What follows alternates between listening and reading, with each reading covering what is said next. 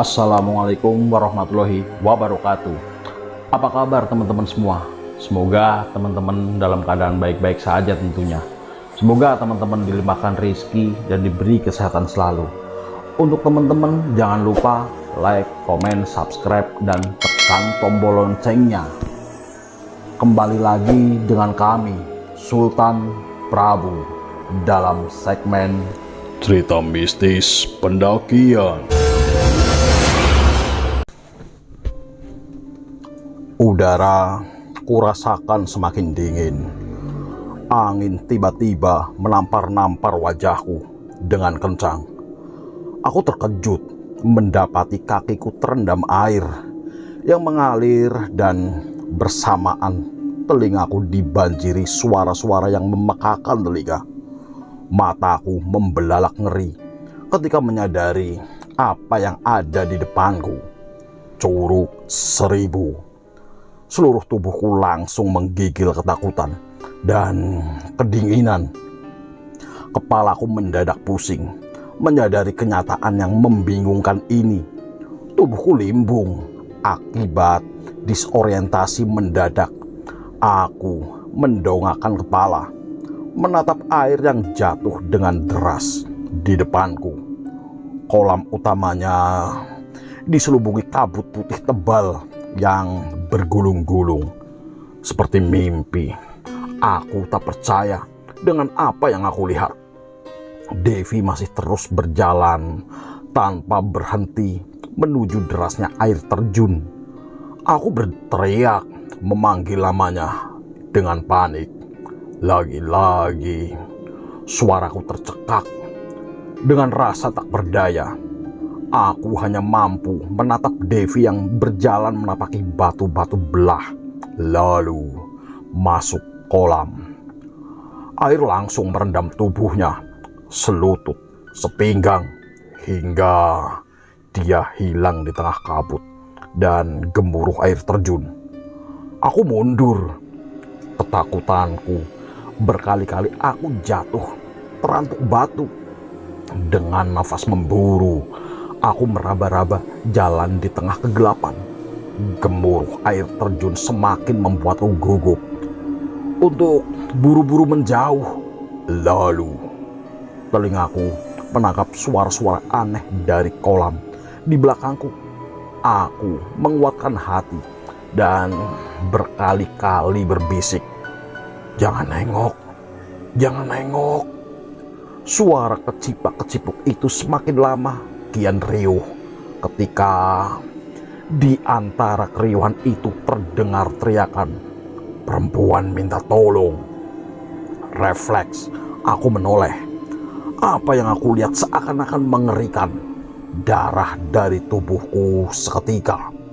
Di sana, dengan tubuh terendam sebatas dada, Devi dengan ekspresi putus asa menjerit-jerit. Saat puluhan pasang tangan terus menariknya, semakin lama tangan-tangan itu semakin banyak bermunculan dari kolam. Mendekapnya, menarik rambutnya, hingga dia hilang sepenuhnya ke dalam kolam. Aku menyelesaikan ini tanpa berkedip dan tanpa bisa melakukan apa-apa. Kolam itu perlahan kembali tenang, seperti tak pernah terjadi apa-apa. Kabut tipis perlahan mulai muncul. Tubuhku masih tak mampu bergerak. Seluruh persendian mendadak lemas setelah melihat kejadian tadi. Astagfirullah, astagfirullah, astagfirullah. Aku terus mencapai kata itu, mengucapkan kata itu hingga mulutku kering. Perlahan rasa hangat mengalir di tubuhku. Jariku mulai bisa digerakkan. Dengan kaki setengah lumpuh, kupaksa tubuhku beringsut dari sana. Aku baru berhasil menyeret tubuh beberapa meter ketika lagi-lagi telingaku mendengar bunyi kecipuk aneh dari kolam. Dengan was-was, kupandangi kolam yang sekarang tampak tenang itu. Kabut tipis bergerak-gerak liar, tertiup angin lalu menghilang, digantikan kabut lain yang bergerak dari air terjun. Tak ada apapun. Aku kembali bergerak menyeret tubuh dengan nafas naik turun. Saat mataku mulai terbiasa dengan kegelapan, barulah tersadar aku berada di anak tangga terbawah di lembah ini. Suara kecipak itu muncul lagi. Aku terus merayap. Tak ingin kehilangan konsentrasi, aku akan menengok setelah berhasil mengangkat tubuhku ke anak tangga pertama. Berhasil. Suara kecipuk itu lagi. Persetan. Tujuanku anak tangga kedua. Akan tetapi kengerian merasuki setiap persendian tangan dan kakiku hingga membuat lemah. Aku menyerah pada keinginan tahuanku. Akhirnya kutolehkan kepala ke arah kolam itu. Kegelapan menekan dan kabut tipis terus bergerak. Kepalaku berdenyut-denyut, sedangkan jantung semakin kencang berdegup. Kurasakan pandangan ke setiap sudut-sudut sambil terus berdoa. Semoga tak ada apapun. Yang tiba-tiba muncul suara kecipuk itu lagi. Dari mana arah suaranya? Kabut masih bergerak liar di atas kolam. Sulit untuk melihat dalam kegelapan dan kabut itu. Tunggu, ada sesuatu. Air gelap di kolam itu bergoyang lembut. Lalu sesuatu muncul berlahan dengan lutut dan kaki yang gemetar hebat. Kupaksakan pantat bergerak ke anak tangga berikutnya sambil mataku lekat menatap sesuatu itu. Sesosok bayangan gelap muncul dari balik kabut. Tanganku yang gemetar meraba-raba tanaman rambat di sisi tebing, berusaha mencari pegangan. Sosok lain muncul disusul sosok-sosok lainnya lagi. Mataku membelalak. Kututup mulut dengan tangan. Berusaha tak bersuara, berharap sosok-sosok itu tak melihatku. Derap jantungku terus berpacu makin cepat melihat makhluk-makhluk itu bergerak. Tak ada gunanya menutup mulut. Mereka bergerak ke arahku. Tangannya terjuntai lemas di sisi tubuh. Kepalanya miring. Mayat hidup itu maju dengan gerakan patah-patah. Semakin mendekat. Aku tak mampu lagi menahan ketakutan dan mulai menjerit sejadi-jadinya. Mayat hidup yang terdepan sudah ada di ujung anak tangga. Tubuhnya seperti patah ke kiri, sedangkan kepala dengan ganjil terkulai ke kanan. Semakin mendekat dan mendekat. Saat wajahnya makhluk itu kian mendekat, pandanganku mengabur. Cahaya menerobos. Lalu seketika aku dikepung cahaya. Aku berada di dalam bak truk bersama teman-teman yang lain. Nambah? Tanya Dul sambil menggoyang-goyangkan satu botol vodka lagi yang masih tersegel. Bongkar, kataku bersemangat. Dul menyeringai. Pemandangan itu menghilang dalam sekejap, seperti kertas yang tiba-tiba diremas. Semua hilang digantikan kegelapan lembah Curug Seribu. Kecuali wajah Dul yang menyeringai. Mataku membelalak. Mayat-mayat hidup itu adalah teman-temanku. Kengerian yang teramat sangat mencengkeramku. Dengan panik, kupaksa tubuh merangkak mundur sambil menendang-nendang tangan kurus mayat-mayat hidup itu yang mencoba menggapai kakiku. Mataku masih terpaku kepada wajah-wajah yang sangat ku kenali. Dul, Nina, Ivan, Suci, dan yang lainnya. Sedih bercampur ngeri menghujam ulu hatiku. Pakaian mereka sobek di mana-mana, memperlihatkan kulit tubuh yang membusuk dan menggambung. Tangan Dul yang tadi ku tendang langsung memperlihatkan tulang berwarna putih. Kulitnya yang bergelambir basah lepas dengan mudah. Namun mereka terus merangsek maju. Sebuah tangan tiba-tiba mencengkram pergelangan tanganku. Tangannya yang basah seperti lilin langsung membuat seluruh tubuhku bergidik. Sambil menjerit histeris, ku tendang tangan itu dengan kaki yang bebas. Cengkraman itu langsung terlepas. Namun mereka terus merengsek maju. Semakin dekat, tangan-tangan itu mencakar-cakar kaki dan pahaku. Jantungku nyaris berhenti saat kakiku yang mendang-dang panik amblas ke dalam dada mayat yang paling depan. Cairan kental seperti lilin membasahi kakiku. Aku tak mengenali tubuh siapa. Kepala mayat itu sudah jatuh menggelinding di dasar tebing. Aku meronta-ronta, berusaha melepaskan kakiku yang tersangkut di antara tulang-tulang dada yang patah. Bau busuk menyebar di udara. Saat akhirnya berhasil melepaskan diri, tampak kibasan kaki berusaha menjatuhkan usus yang tampak basah menjijikan. Gerak maju mayat itu terhenti saat ketika mayat tanpa kepala terjatuh. Momentum itu kumanfaatkan untuk kabur. Paketnya malam tertutup. Kenyataan ada ratusan anak tangga yang menjulang di atasku. Telapak kakiku nyeri, betis dan paha hampir kram. Tetapi aku terus memaksakan diri bergerak. Mayat-mayat hidup itu tak terlihat, tetapi bau busuknya yang mengeluar di udara terus membuntutiku. Tak lagi kupedulikan fakta bahwa banyak orang yang jatuh dari anak tangga ini. Aku terus naik dengan terseok-seok dan baru berhenti setelah mencapai anak tangga teratas. Nafasku kembang kempis, jantungku seakan-akan hendak meledak. Tak berani berhenti terlalu lama, aku kembali berjalan dengan kaki yang hampir lumpuh. Ya, hampir lumpuh karena kram. Jalanan tanah yang licin dan gelap membuatku berkali-kali terpeleset jatuh bangun.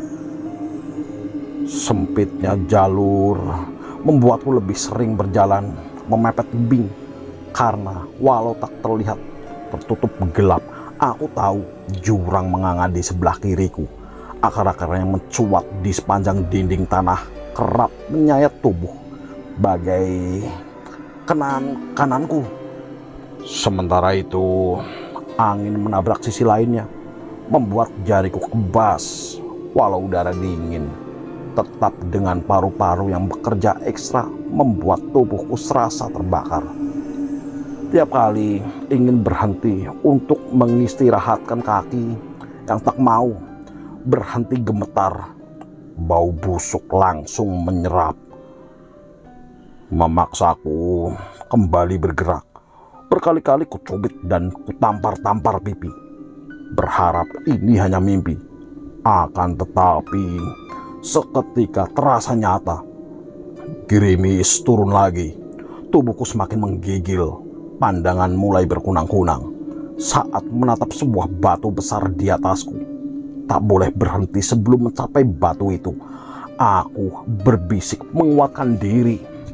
Dengan nafas yang tersisa, kukerahkan tenaga terakhirku untuk berlari mencapai batu itu. Seakan-akan tempat itu akan melindungiku dari kejaran mayat-mayat busuk tadi. Sesampainya di sana, aku langsung ambruk dengan nafas tersengal-sengal. 1 menit, 2 menit, 5 menit, bau busuk itu tak tercium lagi. Aku memejam dengan lega. Kelopak mataku terasa panas. Air keluar menetes dari sana. Jauh dalam lubuk hati, aku berjanji tak akan menyentuh minuman keras lagi jika bisa selamat dari sini. Lalu, air mata itu kian deras saat ternyata wajah teman-temanku. Gerimis yang jatuh mendinginkan paru-paruku yang terbakar, serta menenangkan tubuhku yang gemetar. Perlahan kupaksakan untuk bangkit berdiri. Nafasku sudah jauh lebih tenang, walau dada masih terus bergemuruh. Jalanan di depanku bukan lagi jalur sempit dan menanjak, melainkan jalanan berbatu yang tertata rapi. Terlihat cahaya lampu rumah penduduk di kejauhan. Pelan kuseret langkah ke sana. Aku tak ingat pernah melewati jalan ini tadi siang. Perasaan takutku kembali bangkit. Nyatanya aku masih jauh dari selamat. Jauh di dalam hati kecilku, aku menyadari sedang di mana. Namun, aku terlalu takut untuk mengakuinya. Cahayanya yang kukira perkampungan ternyata hanya sebuah rumah kecil. Semakin mendekat, irama jantungku semakin melonjak-lonjak. Tak ingin kecolongan, aku berhenti di balik bayangan sebuah pohon besar sambil mengintip ke arah rumah itu. Semua terlihat normal. Rumah kayu itu terlihat modern karena cahaya lampu pijar di teras depan. Jauh di belakang rumah itu teronggok sebongkah batu besar sekali, berwarna putih kusam. Di antara batu besar itu dan rumah utama ada satu lagi bangunan kecil yang tampaknya tempat kayu bakar. Tanpa suara, kuseret langkah menuju bangunan kecil itu. Rencananya aku akan mengunci diri di sana sampai matahari muncul. Perlahan aku bergerak selangkah demi selangkah. Ada jendela yang terbuka di samping rumah itu. Aku menunduk kepala saat melewatinya sambil menahan nafas. Bayangan-bayangan nampak bergerak dari dalam rumah. Jantungku berdegup-degup tak terkendali. Bayangan pemilik rumah berhenti bergerak tepat di jendela di atasku. Ku tutup mulut sambil menahan nafas. Tak berani bergerak sedikit pun. Detik-detik itu kurasakan lama sekali. Saat bayangan itu pergi, mulutku langsung mengap-megap mencari udara. Jantungku bergemuruh seperti senapan mesin. Tak menunggu lama, aku kembali bergerak tanpa suara. Di balik bayangan rumah kecil itu, aku meneliti rumah kayu bakar di seberang. Ternyata bangunan itu lebih besar dari kelihatannya. Sambil menarik nafas panjang, dengan cepat aku berlari melintasi rumput-rumput tinggi. Dengan cepat pula aku sudah berada di samping rumah kayu bakar itu. Sambil berjongkok, mudah sekali dan posisinya rendah sekali. Perlahan aku bergeser ke depan. Dengan tangan gemetar, ku dorong pintu sepelan mungkin. Suara engsel pintu berderit kencang hingga membuat lututku lemas. Tak ada gerakan apapun dari rumah utama. Lega. Sambil terus mengawasi rumah itu, aku masuk dengan dua tangan. Pelan-pelan ku tutup pintu itu dan berharap tak menimbulkan suara deritan. Keringat dingin membasahi punggungku.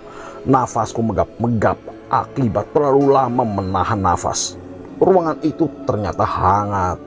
Tak ada apapun yang terlihat karena ruangan sepenuhnya gelap.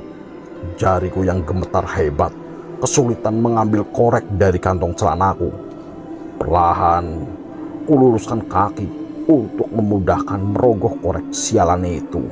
Dan dapat ku pejamkan mata untuk menenangkan diri. Ku tarik nafas dalam dan membuangnya dari mulut dengan sangat perlahan. Berulang-ulang hingga tanganku tak lagi gemetar. Dengan dua tangan ku nyalakan korek itu. Celek! Api menyala. Cahaya kuningnya bergoyang-goyang pelan seperti gelombang. Jantungku sempat berdesir melihat bayangan hitam tanganku sendiri di dinding kayu. Ruangan itu sendiri berlantai tanah dengan dinding kayu semi permanen berukuran 3x6. Ya, 3x6 meteran lah. Membuatnya langsung bertemu dengan atap ijo. Satu lagi bayangan tanganku yang dihasilkan cahaya korek bergoyang-goyang di atas sana sempat membuatku ngeri. Di luar dugaan, ternyata rumah ini bukan gubuk atau kayu besar, melainkan tempat menyimpan tumpukan ijuk. Di ujung ruangan, ijuk yang ditumpuk menjulang hampir menyentuh langit-langit. Selebihnya kosong, mungkin baru saja dibersihkan. Terlihat dari sisa-sisa ijuk berwarna hitam yang berserakan di lantai tanah. Clek, korek itu mati. Tanganku tak kuat menekan terus gasnya, ditambah panas yang makin menyengat. Anehnya, aku malah merasa lebih aman di dalam kegelapan. Yang kukhawatirkan, penghuni rumah melihat nyala korek apiku dari sela-sela kayu yang tak rapat. Mungkin lebih baik begini. Awalnya yang kudengar hanya deru nafasku sendiri. Lalu kurasakan sesuatu merayap di rambutku. Dengan panik, aku langsung mengibaskan rambut seperti orang kesetanan, membuat sesuatu itu terbang menjauh. Lalu dalam kegelapan, kurasakan sesuatu bergerak di lantai. Dengan panik, ku nyalakan kembali korek api. Cek! Aku langsung menjerit dan melompat ketakutan. Ribuan kelabang panjang kelingking merayap di lantai tanah. Sementara itu, dinding kayu dipenuhi kecoa yang berterbangan dari dinding satu ke dinding lainnya. Seekor kecoa terbang tepat di wajahku. Dengan panik, aku menepisnya. Celek, korek itu mati lagi. Dengan tangan gemetar, aku buru-buru menyelamatkannya. Sementara itu, bunyi kecoa terbang terdengar di mana-mana. Sekali gagal, dua kali gagal. Tanganku semakin gemetar. Ketiga kali berhasil. Celek. Aku langsung histeris melihat kengerian di depan mata. Perempuan-perempuan berwajah hancur menempel di dinding dengan mata hitam menatapku lekat. Tubuhku menegang. Nyala korek yang kupegang bergetar di tanganku yang kian gemetar. Mereka hanya diam di tempat masing-masing sambil sesekali menggerakkan leher dengan ganjil. Aku merasa mereka sedang menunggu api yang kupegang mati, sedangkan bergerak liar seperti tertiup angin. Berkedip-kedip tubuh perempuan-perempuan itu bergetar menunggu. Aku makin panik. Jari jemariku mulai mati rasa. Mereka merangkak maju. Clek! Api mati. Tak sempat lagi menjerit. Jari kurus berlendir menancap di leherku. Aku meronta-ronta dengan sisak saat tangan-tangan basah itu menarik kakiku.